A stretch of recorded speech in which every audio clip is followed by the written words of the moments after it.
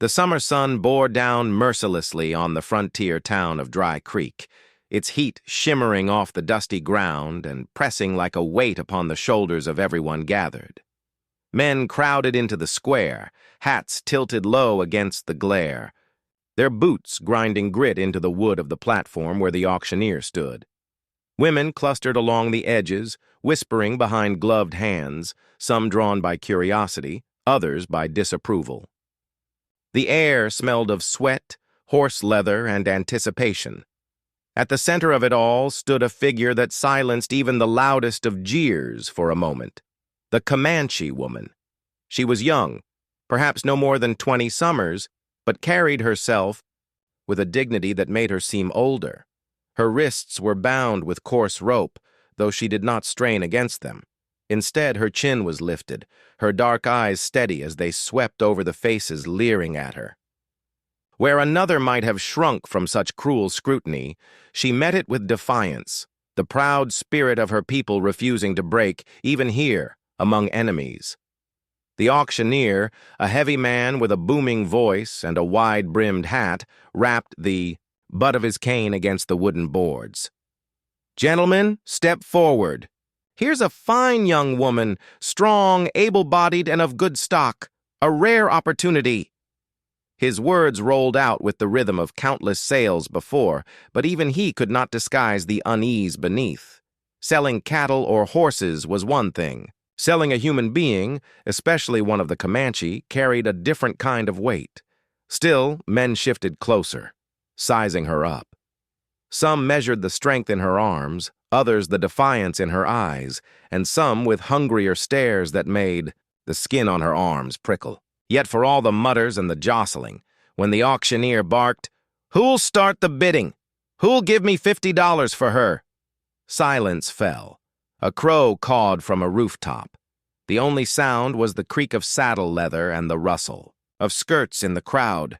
The Comanche woman's lips tightened. She knew this silence.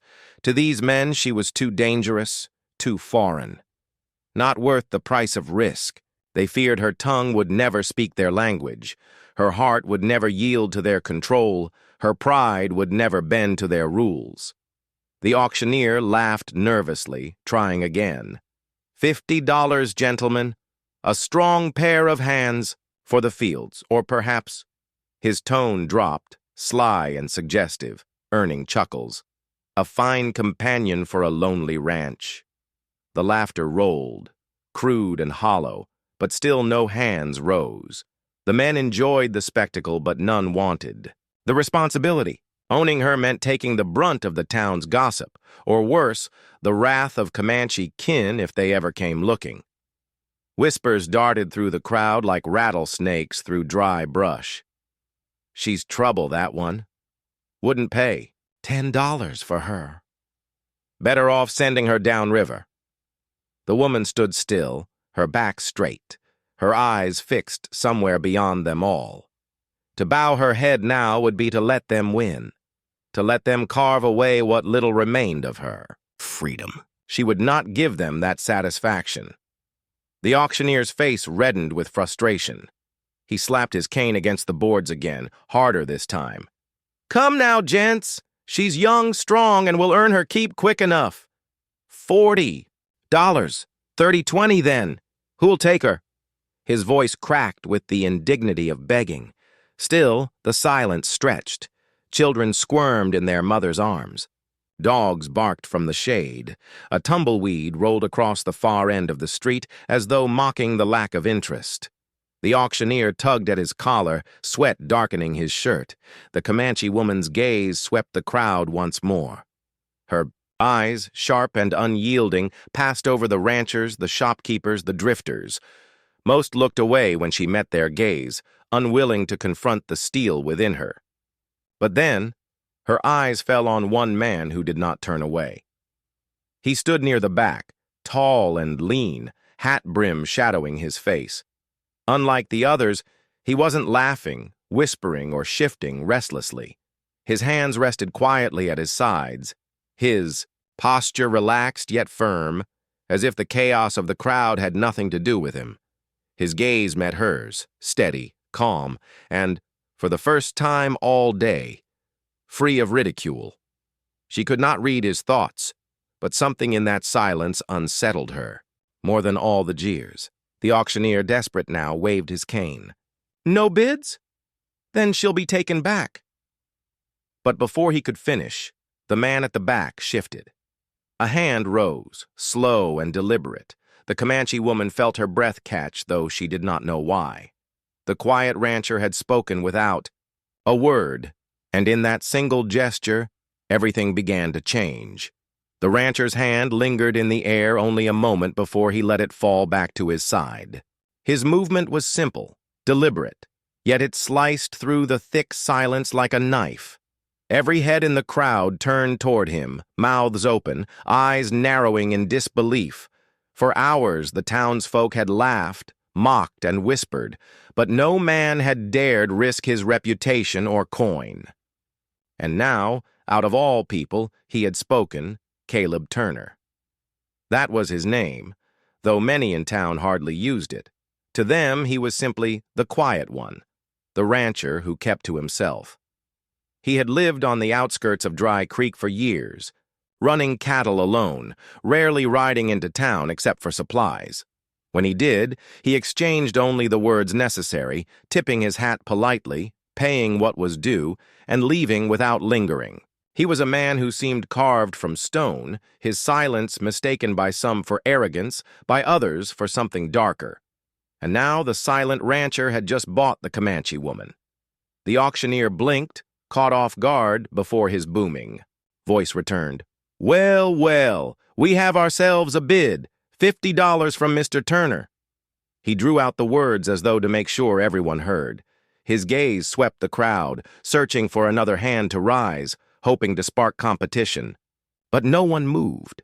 The townsfolk shifted uncomfortably, muttering beneath their breath. Turner's lost his wits. "What's he gonna do with her?" "He'll bring trouble down on his head, mark my words." The Comanche woman stood rooted to the platform, her eyes fixed on the man at the back. His expression betrayed nothing, no triumph, no lust, no fear. He merely held her gaze, steady as the mountains in the distance. She searched his face, trying to pierce the silence that seemed to cling to him like a second skin. But what she found there was different than what she'd seen in the others. No mockery, no hunger, no shame. The auctioneer slammed his cane down. "Sold to Mr. Turner!" His voice echoed across the square, final and sharp. A ripple ran through the crowd, a mix of shock, laughter, and indignation. Some men clapped their friends on the back, joking crudely about what Turner must intend. Others frowned, shaking their heads, certain he'd made a mistake. The women whispered more softly now, some casting glances of pity toward the Comanche woman, others toward Turner himself. Caleb Turner didn't flinch at their words. He stepped forward, boots thudding against the wooden boards as he reached the platform.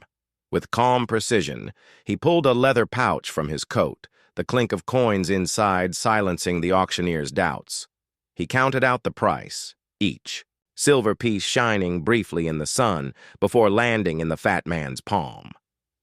The auctioneer grinned, eager to close the matter and move on. "She's yours now, Turner. Best of luck to you." The ropes around the woman's wrists were cut. For a moment she flexed her hands, feeling blood rush back into her fingers. She didn't thank him. She didn't move toward him either. She simply stared, her dark eyes measuring him as if to test whether this quiet rancher was another jailer or something altogether different. Turner met her gaze evenly, then tipped his hat once, not a gesture of ownership but of respect, as one might offer a stranger on the open trail. Then, without a word, he turned and began walking toward where his horse was tied. She hesitated. The murmurs of the crowd pressed against her like a physical weight, urging her to resist, to stand rooted to the platform in defiance. But her choices were few. Slowly she followed, her steps measured, her back straight. The townsfolk watched. Them leave, their eyes trailing after the unlikely pair. The Comanche woman still proud despite the ropes that had burned her wrists, and the rancher, silent as ever, carrying with him the air of a man who owed no explanation. As they walked through the streets, the noise of the crowd faded behind them, replaced by the creak of saddle leather and the restless snort of Turner's horse. The animal, a broad-chested bay with a white blaze, pawed at the ground as if impatient to leave the gossiping town behind. Turner untied the reins, then held them loosely as he glanced at the woman. "Ride," he said, his voice low, calm, steady. It was the first word he had spoken directly to her. For a heartbeat she considered refusing. Yet his tone carried no command, no threat, only an offering. She swung herself into the saddle, her movements fluid, betraying years of skill with horses. Turner mounted behind her on his own horse, and together they rode out of Dry Creek, the sun dipping low on the horizon, casting long shadows across the land. Behind them, the town buzzed with talk, their story already twisting into rumor. Ahead of them stretched miles of open prairie, the beginning of a path neither yet understood. For Caleb Turner, it was simply another day where he chose silence over gossip, action over words.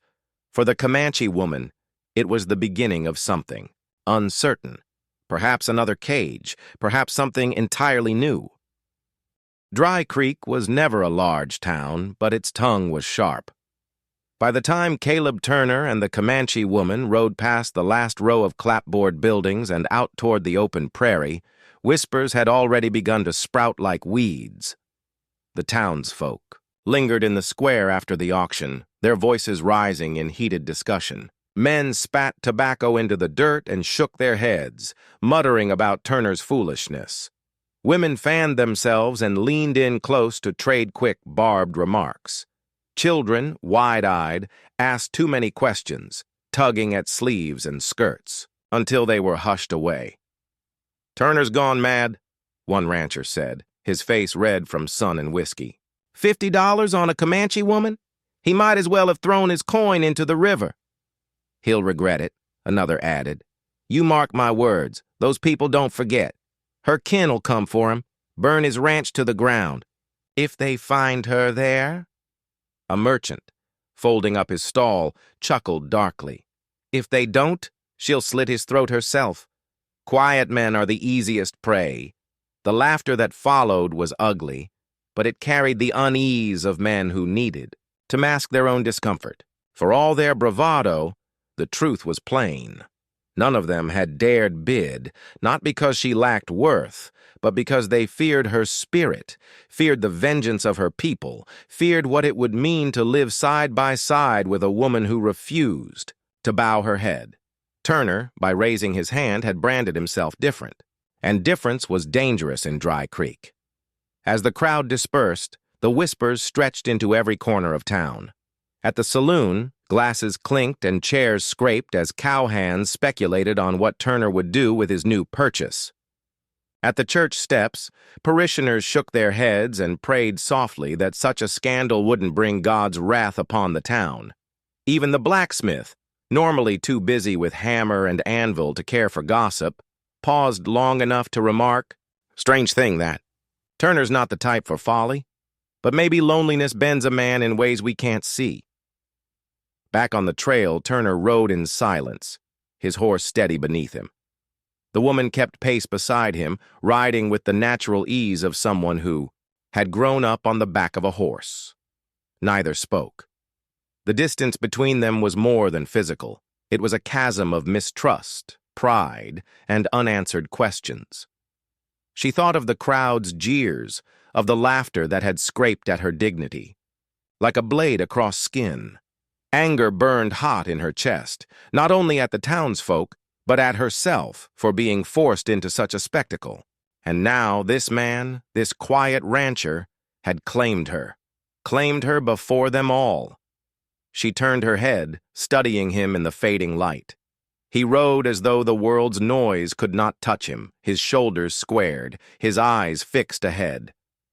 He had not gloated, he had not sneered or treated her like property, but still the question gnawed. Why? Why had he stepped forward when no one else dared? The silence pressed until finally she spoke, her voice low but sharp, laced with the edge of her native tongue, though the words came halting in English.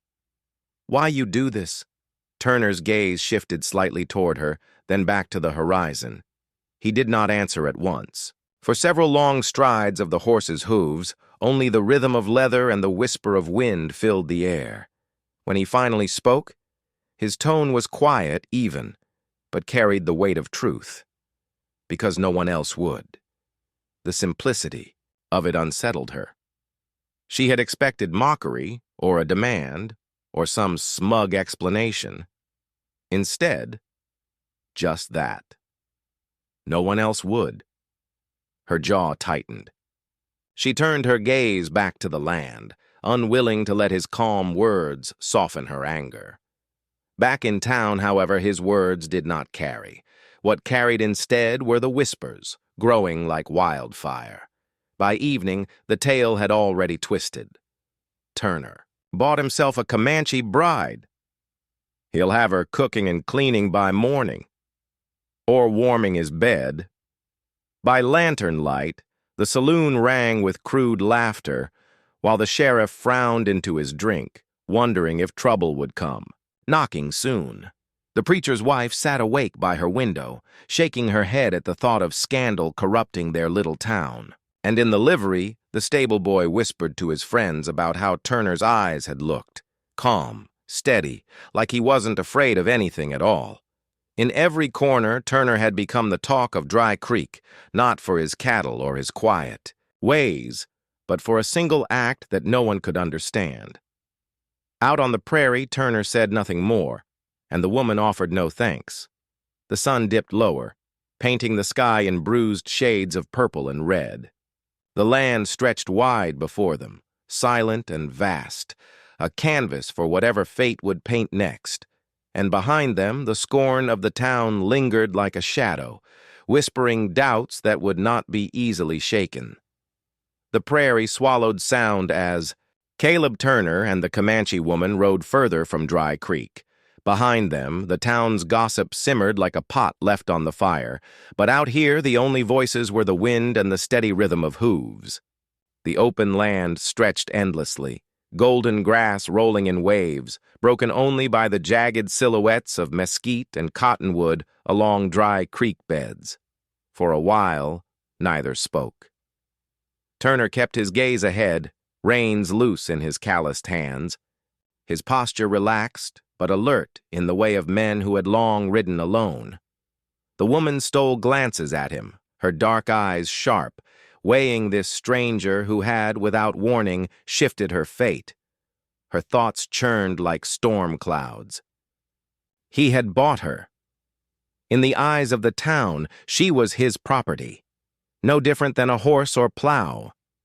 Yet he had not treated her as such, not in the way he had spoken, not in the way he looked at her. He carried no hunger in his eyes, no pride in his purchase. Instead, there was a strange, steady stillness, a mystery she could neither trust nor dismiss. The memory of the auctioneer's words cut through her mind like thorns. $40, $30, $20, no takers. She had stood there with her dignity unraveling, and the crowd had laughed. But then he, this quiet man, had raised his hand. Why? Out of pity? Out of madness? Or something else? She broke the silence. First, her voice came out hoarse, unused to English, her accent thick but her meaning clear. Why risk coin for me? Why shame yourself before your people? Turner's head tilted slightly at her question, but he kept his eyes on the horizon. He rode a few more strides before answering, his voice even, almost gentle. I don't answer. To them? The simplicity of his words made her frown. Then who you answer to? She pressed. His eyes narrowed against the sun, but there was no sharpness in his reply. Myself, my land, God maybe. That's enough. The woman turned her gaze away, lips tightening. His answer gave nothing and yet everything. He had no need for their approval. He lived beyond their scorn, beyond their whispers, a dangerous freedom. She didn't trust it, but she couldn't dismiss it either. The trail narrowed as they entered a shallow ravine where cottonwoods grew tall along. A trickle of water. Turner slowed his horse, dismounted, and loosened his canteen. Without a word, he offered it to her. She hesitated, glaring at the gesture, suspicion flaring. In her experience, gifts from enemies carried chains. But his hand did not press forward, nor did he withdraw. He simply waited, calm as stone. At last, her thirst overcame her pride. She snatched the canteen, drank deeply, then tossed it back. Water dripped from her chin as she glared, daring him to smirk. But Turner only nodded once, and set about filling the canteen from the creek. Later, as the sky deepened into dusk, they made camp on a rise above the valley. Turner worked without fuss, gathering kindling, striking flint, coaxing a fire to life. The woman sat apart, arms wrapped around her knees, watching him with wary eyes. He roasted a strip of salted beef over the flames, then held it out to her. She stiffened but accepted it, eating in silence. The food was dry, too salty, but it filled the ache in her stomach. Again, she waited for a smirk, a jest, some reminder of her dependence. Again, there was nothing. Instead, Turner leaned back against his saddle, his hat tilted low, eyes half closed in the firelight. He seemed content to let silence be their language. It was this, his quiet, that unnerved her most. Men of Dry Creek filled silence with cruelty. Men of her tribe filled silence with meaning. This man's silence was something else entirely. Not absence, but presence. At last, she spoke again, her voice sharper now. "You buy me. What you want from me?" Turner lifted his head, eyes meeting hers across the fire. His face was shadowed, but his words were clear. "Nothing I don't earn back in kind." The flames cracked, sending sparks into the night. She stared at him, uncertain whether to scoff or to believe. His calm unnerved her. His refusal to claim what he could have, easily taken, confused her. She was not used to being a riddle in someone else's eyes. Still, she resolved one thing as the night deepened. This man, this rancher, was not like the others. He was not easy to read, not easy to dismiss. Whether he proved friend or foe, he had already changed the course of her fate. Above them, the stars stretched wide and unbroken, silent witnesses to a turning point neither yet understood. By dawn the next morning, Dry Creek was alive with talk. News traveled faster than any stagecoach, carried on wagging tongues and twisted with each retelling. The little town had only one saloon, one mercantile, and a single dusty street running through its heart.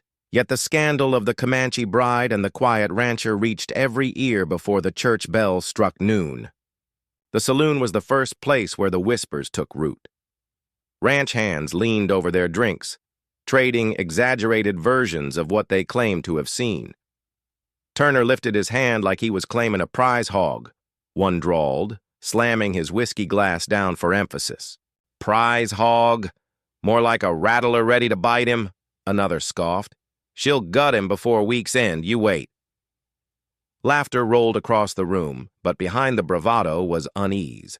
None of them had the spine to bid on her. Turner had done what they would not, and that left them unsettled. At the mercantile, women whispered while weighing sacks of flour and bolts of cloth. "He's a fool," Mrs. Barlow declared, adjusting her bonnet. "Bringing an Indian woman into his home. What will people think?" "They'll think what they already do," another replied, pursing her lips. That Caleb Turner was always a strange one. Too quiet, too proud. A third woman, younger, glanced around before daring a softer thought. Maybe he saw something in her none of us could. Her words were met with sharp stares, and she quickly busied herself with counting coins. In Dry Creek, Sympathy for a Comanche, any Comanche, was dangerous talk. Even the church pews weren't free of the gossip. On Sunday, the preacher's voice faltered more than once as he noticed the sidelong glances, the whispered conversations.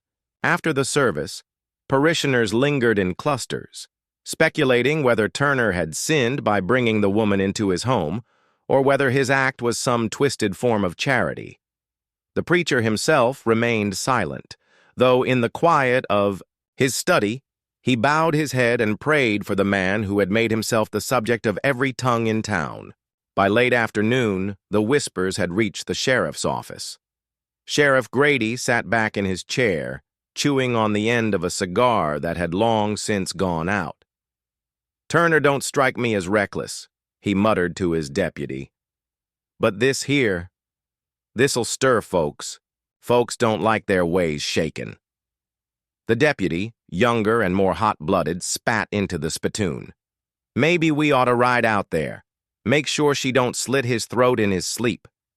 The sheriff gave him a long, slow look. "Or maybe we ought to mind our own business till it becomes ours. Turner's a grown man. He knew what he was doing." Still, even as he said it, Grady knew the town's scorn was growing, like dry brush ready to catch flame. Out at Turner's ranch, far from the whispers, the man himself worked as if nothing had changed. At dawn, he saddled his horse, checked his cattle, and mended a stretch of fence where the posts leaned crooked. His hands were steady, his pace unhurried. If the town's gossip weighed on him, he gave no sign. The woman, who had offered no name and Turner had not asked, watched him from the edge of the corral. She studied the way he moved, each action efficient, deliberate. He wasted no words, no gestures. Where the men of Dry Creek had filled silence with cruel laughter, Turner filled it with work. She tested him in small ways.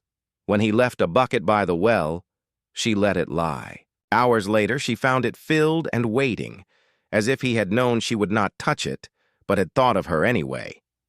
When he roasted meat at the fire, he gave her the first piece without a glance, then ate his own. He did not watch to see if she accepted. He simply trusted she would. Still, mistrust gnawed at her. She had been made a spectacle before the town, humiliated and claimed like cattle. No amount of quiet kindness could erase that truth. She told herself he was no different than the others. He only wore his cruelty in silence. And yet, she had not seen it. Not yet. Back in Dry Creek, the stories twisted further. By nightfall, men at the saloon swore Turner had married the Comanche woman right there at the auction block. Others whispered he kept her locked in his ranch house like a caged bird. Some insisted she was a witch who had bewitched him with her eyes, dragging him into ruin. Each telling grew darker, less tethered to truth. But in all the noise, one fact remained unchanged. Caleb Turner had stepped forward when no one else dared. And that, more than anything, unsettled the town. By dawn the next morning, Dry Creek was alive with talk. News traveled faster than any stagecoach, carried on wagging tongues and twisted with each retelling. The little town had only one saloon, one mercantile, and a single dusty street running through its heart. Yet the scandal of the Comanche Bride and the quiet rancher reached every ear before the church bell struck noon. The saloon was the first place where the whispers took root. Ranch hands leaned over their drinks, trading exaggerated versions of what they claimed to have seen. Turner lifted his hand like he was claiming a prize hog. One drawled, slamming his whiskey glass down for emphasis. "Prize hog? More like a rattler ready to bite him," another scoffed. "She'll gut him before week's end, you wait." Laughter rolled across the room, but behind the bravado was unease. None of them had the spine to bid on her. Turner had done what they would not, and that left them unsettled. At the mercantile, women whispered while weighing sacks of flour and bolts of cloth. "He's a fool," Mrs. Barlow declared, adjusting her bonnet. "Bringing an Indian woman into his home. What will people think?" "They'll think what they already do," another replied, pursing her lips. That Caleb Turner was always a strange one. Too quiet, too proud. A third woman, younger, glanced around before daring a softer thought. Maybe he saw something in her none of us could. Her words were met with sharp stares, and she quickly busied herself with counting coins. In Dry Creek, sympathy for a Comanche, any Comanche, was dangerous talk. Even the church pews weren't free of the gossip. On Sunday, the preacher's voice faltered more than once as he noticed the sidelong glances, the whispered conversations. After the service, parishioners lingered in clusters, speculating whether Turner had sinned by bringing the woman into his home, or whether his act was some twisted form of charity. The preacher himself remained silent, though in the quiet of his study, he bowed his head and prayed for the man who had made himself the subject of every tongue in town. By late afternoon, the whispers had reached the sheriff's office. Sheriff Grady sat back in his chair, chewing on the end of a cigar that had long since gone out. "Turner don't strike me as reckless," he muttered to his deputy. "But this here, this'll stir folks. Folks don't like their ways shaken." The deputy, younger and more hot-blooded, spat into the spittoon. "Maybe we ought to ride out there. Make sure she don't slit his throat in his sleep." The sheriff gave him a long, slow look. "Or maybe we ought to mind our own business till it becomes ours. Turner's a grown man. He knew what he was doing." Still, even as he said it, Grady knew the town's scorn was growing, like dry brush ready to catch flame. Out at Turner's ranch, far from the whispers, the man himself worked as if nothing had changed. At dawn, he saddled his horse, checked his cattle, and mended a stretch of fence where the posts leaned crooked. His hands were steady, his pace unhurried. If the town's gossip weighed on him, he gave no sign. The woman, who had offered no name and Turner had not asked, watched him from the edge of the corral. She studied the way he moved, each action efficient, deliberate. He wasted no words, no gestures. Where the men of Dry Creek had filled silence with cruel laughter, Turner filled it with work. She tested him in small ways. When he left a bucket by the well, she let it lie. Hours later, she found it filled and waiting, as if he had known she would not touch it, but had thought of her anyway. When he roasted meat at the fire, he gave her the first piece without a glance, then ate his own. He did not watch to see if she accepted. He simply trusted she would. Still, mistrust gnawed at her. She had been made a spectacle before the town, humiliated and claimed like cattle. No amount of quiet kindness could erase that truth. She told herself he was no different than the others. He only wore his cruelty in silence. And yet, she had not seen it. Not yet. Back in Dry Creek, the stories twisted further. By nightfall, men at the saloon swore Turner had married the Comanche woman right there at the auction block. Others whispered he kept her locked in his ranch house like a caged bird. Some insisted she was a witch who had bewitched him with her eyes, dragging him into ruin. Each telling grew darker, less tethered to truth. But in all the noise, one fact remained unchanged. Caleb Turner had stepped forward when no one else dared. And that, more than anything, unsettled the town. Days slipped into a rhythm neither of them had expected. The ranch was not a place of idleness. Every sunrise carried with it a new demand. Fences sagged and needed mending, cattle strayed and needed rounding, water troughs emptied, and the earth itself seemed to test the patience of the man who worked it alone. Turner rose early, always before the first streaks of dawn, and the woman, still unnamed in his presence, watched him at first with guarded curiosity. He worked with a steady, unhurried determination, a man who measured his worth not in words, but in calloused hands and the survival of his herd. At first, she kept her distance, lingering on the porch or in the shadow of the barn. But soon, the stillness of observation became unbearable. She was not raised to stand idle while another labored. In her people's way, every hand contributed. Men hunted, women tanned hides and cared for the children, elders taught and guided. To do nothing here felt wrong. One morning, without asking permission, she joined him. Turner was hauling buckets from the well to water the horses when she appeared beside him. He glanced at her briefly, brow raised, but said nothing. Instead, he handed her one of the buckets. Her grip was strong, steady, though her wrists still bore faint bruises from the iron bands the auctioneer had used. Together, they carried the water, the silence between them shifting from suspicion to an almost unspoken accord. By midday, she had found her own work. She began tending the small kitchen garden behind the house, pulling weeds, loosening soil, straightening rows of beans, and squash that had been half-choked by neglect. Turner noticed, but he did not comment. When she began cooking at dusk, preparing meals with herbs she had gathered from the stream and meat he had salted, he ate in silence, but his eyes carried a subtle change. Approval, or perhaps gratitude, he could not put into words. Still, mistrust lingered between them. When the ranch gates creaked at night, she often stood at the window, wondering if men from town would ride up, demanding her return. Turner kept his rifle leaned against the wall by the door, and she wondered if it was meant for protection, or for her, should she try to escape. Their conversations remained sparse, but each word seemed to matter. "You work hard, Turner," said one evening after watching her grind corn in a wooden mortar she had fashioned herself. She paused, wiping sweat from her brow. "Work keeps the spirit strong." He nodded. That's truth, and that was all. Yet the exchange carried more weight than a long speech might have.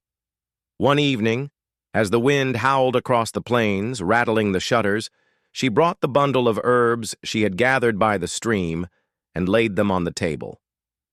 Turner had cut his hand earlier on barbed wire, the wound raw and angry. Without asking, she ground the leaves into a paste, binding his hand with strips of cloth. Turner watched her as she worked, his usually steady gaze flickering with something else. Respect, perhaps even humility. "You know healing," he said, quietly. She tied the knot firmly. "My mother taught me. To heal is to keep the people alive." There was no boast in her tone, only a statement of truth. Turner studied her face a moment longer, then nodded, as if acknowledging a truth larger than himself. The days grew warmer, the grass taller, and slowly the house began to feel less like a prison to her. Yet at night, when she lay on the small cot Turner had given her in the spare room, doubts still gnawed at her. Was she truly free to leave if she wished? Or had she merely traded one set of chains for another, softer, but no less binding? Turner, too, wrestled with questions. He had not planned for her to stay, had not thought beyond the moment he raised his voice at the auction. But each day she remained, working beside him, the ranch grew less empty. The silence in the evenings was no longer oppressive, but filled with a strange, tentative peace. One night, as they sat on the porch, the prairie stretching endless before them, Turner spoke more than usual. "Never thought I'd have another soul here," he said, his voice low. "This land's been quiet. Too long, maybe too quiet." She glanced at him, her dark eyes unreadable. Quiet can be safe, but it can also be lonely. Their gazes held for a long moment before drifting back to the horizon, where the sun bled into the earth. Life at the ranch had not erased the gulf between them, but it had built a fragile bridge. Each day's labor laid another plank, each shared. Meal another rope. Whether that bridge would hold or collapse under the weight of what lay ahead remained uncertain. But for the first time, the possibility of trust, perhaps even kinship, seemed less impossible. The ranch had begun to feel like a refuge, but the world beyond its fences had a way of seeping in, uninvited. News traveled on horseback, in wagons, and in whispers carried by wind. And in town, the whispers about the Comanche woman and the quiet rancher grew louder with each passing week. It began innocently enough. The blacksmith mentioned seeing Turner, buy extra seed and supplies he hadn't bothered with in years.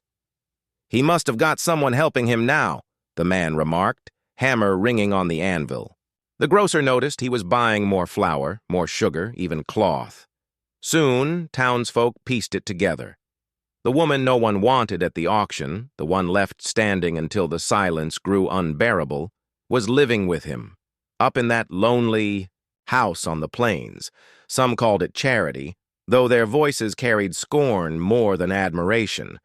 Others muttered that Turner had hidden motives, that a man didn't take in a Comanche woman unless he had use for her. A few, less cruel, said, perhaps the rancher was simply tired of eating alone. By the time the gossip reached the saloon, it had grown sharper. "Man spends his gold on an Indian woman no one else would take. Figure he's gone soft in the head," one drunk laughed, slamming his glass on the table. Another leaned in, lowering his voice. "Or maybe he's got plans. Ain't no law protecting her. If she's his, then she's his." Those words, poisonous as snakebite, slithered through town until they reached ears eager to twist them further. By late summer, the rancher's name was no longer spoken with mild curiosity. It was tied to resentment. Turner himself remained unaware at first. He came into town only when necessary, and when he did, he noticed little. The way conversations, hushed when he entered a store, the sideways glances exchanged when he turned his back. He had never cared for gossip, and he had no patience for other men's opinions. But the woman noticed. One afternoon, when he rode back from the trading post, she asked him, "Do they speak of me?" Turner hesitated, pulling off his gloves. "They speak of both of us." Her eyes narrowed, dark and steady. "And what do they say?" He didn't answer right away. He busied himself with unsaddling his horse, brushing the dust from its coat. Finally, he said, "Doesn't matter what they say. We keep to ourselves." But she knew better. In her life, words had always been dangerous. Rumors often came before raids, whispers before violence. "Words matter," she said quietly. "They can set fire to dry grass." Turner looked at her then, really looked. And though his expression was as guarded as ever, there was a flicker of unease in his eyes. He couldn't dismiss her warning. He'd lived long enough to know she was right. The rumors didn't stay confined to town. One evening, as Turner fixed a section of fence, 3 riders appeared on the horizon. They weren't friends, nor did they come offering neighborly greetings. They rode slow, circling just beyond the fence line, spitting tobacco into the dust. "Evening." "Turner," one called, his voice slick with mockery. "Heard you've taken up new company?" Turner kept his eyes on his work, hammering the post into place. "Don't see how that's your concern." The rider chuckled, a cruel sound. "Oh, folks just like to talk. Can't help but wonder what a man like you sees in her. Comanche ain't known for their kindness," another chimed in. "Maybe she's got you under some spell. Heard stories about that. A woman like that can twist a man's mind if he ain't." "Careful." Turner straightened, his hammer still in hand, his jaw set like stone. "You boys have had your say. Now ride on." For a tense moment, it seemed they might press him further, but something in Turner's stance, in the calm weight of silence around him, made them think better of it. With a laugh and a few parting jeers, they turned their horses and rode back toward town, dust trailing behind them. That night, Turner sat on the porch, the rifle across his knees. The woman joined him, sitting a distance away. Neither spoke for a long while, the prairie wind filling the space between them. Finally, she said, "They will not forget. They will return." Turner didn't argue. He knew she was right again. Trouble had a way of growing, like a storm cloud swelling on the horizon. And the more the town spoke, the more dangerous the silence around his ranch became. Inside, the lantern burned low, casting long shadows on the walls. The ranch, once a place of solitude and quiet labor, was no longer just a refuge. It was a target, and both of them, whether they had chosen it or not, were caught in the path of the fire those rumors had begun to spread. The days following the riders' taunts carried a heavy stillness, like the hush before thunder splits the sky. Turner worked his land as always, mending fences, tending cattle, hauling water, but he did so with an edge of vigilance he had, not known in years. His rifle, once left hanging by the door, now traveled with him.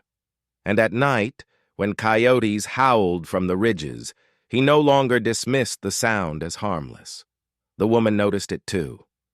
She felt it in the air, in the way the horses grew restless at dusk, ears flicking toward distant sounds. She carried her silence like armor, but Turner could see the unease in the way her eyes lingered on the horizon, searching for shadows that did not belong.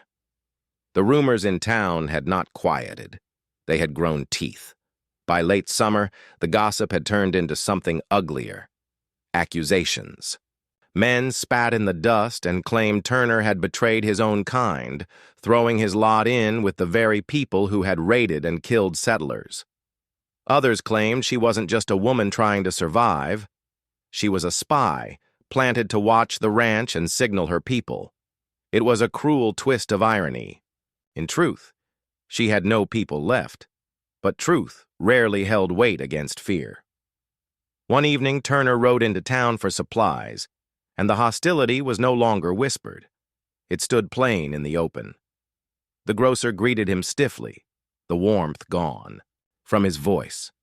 Two men loitering outside the saloon stopped their conversation as he passed, glaring openly. Someone muttered, "Indian lover," loud enough for him to hear. Turner ignored them, but his hands tightened around the sacks he carried, knuckles whitening. He had never cared much for the town's approval, but now their scorn reached beyond him. It stretched back to the ranch, to the woman waiting there. And that he could not abide. That night, while the crickets sang their endless song and the prairie wind rattled the eaves, Turner spoke. They sat at the table, a lantern flickering. Between them, "You should know," he said, voice low. "They've turned meaner. The talk's not just idle anymore, there's anger behind it." She met his eyes without fear, though there was sorrow in her expression. "This is not new to me," she said. "I have lived my life beneath anger, of whites, of rivals, even of my own people. Anger follows the different." He studied her a long while before answering. Difference shouldn't cost a person their safety. Her lips curved in the faintest ghost of a smile. But it does. The next day brought proof. As Turner worked the far pasture, smoke rose faintly from a hill half a mile off. It wasn't the thin gray of a cooking fire, it was a signal, deliberate and sharp. His gut clenched. When he returned to the house, he found a crude message nailed to the fence post. "Leave her, or we'll come for both of you." The words were scrawled in charcoal, jagged and uneven, but their meaning was clear. This was no longer gossip, it was a threat. Turner stood at the fence for a long time staring at the message. When he finally pulled it free, he did so with a steady hand, but inside him something burned, slow and fierce. That evening, as dusk painted the sky in bruised purples and reds, he loaded extra ammunition into his rifle. The woman watched him from the doorway. "They mean to test you," she said. He nodded once. "Let them come." Her gaze softened, though her voice carried the weight of truth. "They do not fear me. They fear what I remind them of, and they will not stop until they have proven their power." Turner looked at her then, seeing not just a woman cast aside at auction, but a survivor of endless storms. She had lived through more loss than he could imagine, and still she stood. The thought steeled him. Then they'll learn this ranch isn't so easy to take. The next days were restless. He kept to the ranch, eyes scanning the horizon, ears tuned to the faintest sounds. The woman helped as she could, tending the animals, gathering wood, even sharpening the small hatchet she carried with an almost reverent care. They spoke little, but there was understanding between them, a silent pact forged in the tension of waiting. When the attack came, it wasn't in the dead of night as Turner had expected. It came at sunset. 4 riders appeared from the west, silhouettes against the fiery sky. They rode straight for the ranch, no pretense of neighborly calls this time. Turner stepped out onto the porch, rifle cradled in his arms. The woman stood just inside the doorway, shadowed but steady, watching. The riders stopped short of the house, dust swirling around their horses. One spat into the dirt and called out, "We warned you, Turner. That woman's not yours to keep. Best hand her over before worse comes of it." The rancher's voice was calm, but the steel beneath it was unmistakable. "She's not yours to take, and this land's mine. Ride on, or you'll regret staying." The standoff stretched, the prairie holding its breath. And as the last light faded, it was clear. The storm had broken. The threat had grown teeth, and blood might soon follow. The standoff at Turner's ranch stretched in a silence so taut it felt ready to snap. 4 riders sat their horses, their faces hard with intent, while Turner stood with his rifle cradled steady against his shoulder. Behind him, the Comanche woman lingered in the doorway, her presence a quiet defiance, her eyes steady and unflinching. "You've got one chance," the lead rider growled, spitting into the dirt. "Hand her over. She don't belong here, Turner. She never did." Turner's voice came low, even, but sharp enough to cut through the dusk. "She belongs where she's safe, and that's here, my land, my word. You'll not have her." The other men shifted in their saddles, muttering. Their hands toyed with reins, with rifles, with the itch of violence. The prairie wind gusted, carrying the smell of dust and sweat and fear. Then it broke. One rider kicked his horse forward, shouting, raising his gun. Turner's rifle cracked before the man could fire. The shot echoed off the hills, sending the horses into a frenzy. The rider toppled, cursing, clutching his arm as his weapon fell into the dirt. The others reeled in shock. The woman in the doorway didn't flinch. Instead, she stepped out, a hatchet gleaming in her hand, her stance unyielding. For the first time, the riders seemed uncertain, not just of Turner, but of her. "You've made your point," Turner said, leveling his rifle at the others. "Leave him, or I'll make sure you don't ride home either." The leader's jaw clenched, his bravado slipping in the face of Turner's deadly calm. He spat again, but his eyes flicked to the man groaning in the dirt, then to the woman, whose quiet fury seemed to pierce deeper than any weapon. "You'll regret this," he snarled. "Both of you." "Maybe," Turner said, "but you won't live to see it if you push me again." For a long moment, no one moved. Then, grudgingly, the riders turned their horses, scooped up their wounded companion, and retreated into the fading light. Their silhouettes shrank against the horizon until they were swallowed by the dark. The ranch fell quiet, save for the soft whicker of horses in the corral and the faint whisper of wind through the grass. Turner lowered his rifle, his shoulders, heavy but unbroken. The woman approached him slowly, her hatchet still in hand. They stood together in the gathering dusk, the weight of what had passed pressing down on them. "You stood," she said softly. It wasn't a question, it was recognition. Turner nodded, wiping the sweat from his brow. "So did you." For the first time, a true smile touched her lips, small but fierce. "I have stood all my life. Tonight, I did not stand alone." The words struck something deep in him. For years, Turner had been a man apart, quiet, withdrawn, content to let the world pass without calling his name. But now, for the first time, his choices carried more than his own weight. He had chosen her, and in doing so, chosen to live differently. They returned inside together. Turner tended the fire, while she set her hatchet carefully on the table.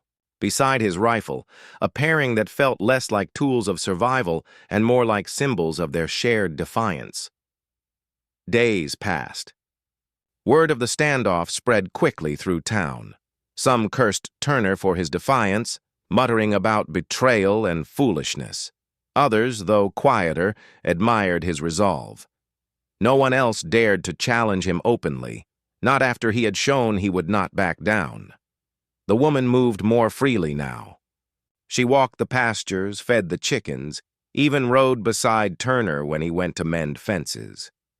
She still spoke little, but her silence had changed. It was no longer the silence of fear or exile. It was the silence of a person carving a new place in the world. In time, the town's whispers dulled. Prejudice did not vanish, but it grew quieter in the face of the undeniable truth. Turner had chosen her, and nothing would shake him from that. And in his quiet, steadfast way, he taught others that a person's worth was not for auction, nor for scorn, but for recognition. One evening, as the sun dipped low and painted the land in gold, Turner stood with her on the porch.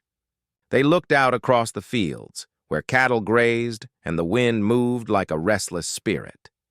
"You ever think," Turner said, "that maybe the world don't care who we are or where we come from, only how we carry on?" She turned to him, eyes soft but steady. "The world may not care, but we can, and that is enough." Turner nodded, a quiet peace settling over him. The threats might never be gone, the prejudice never fully erased.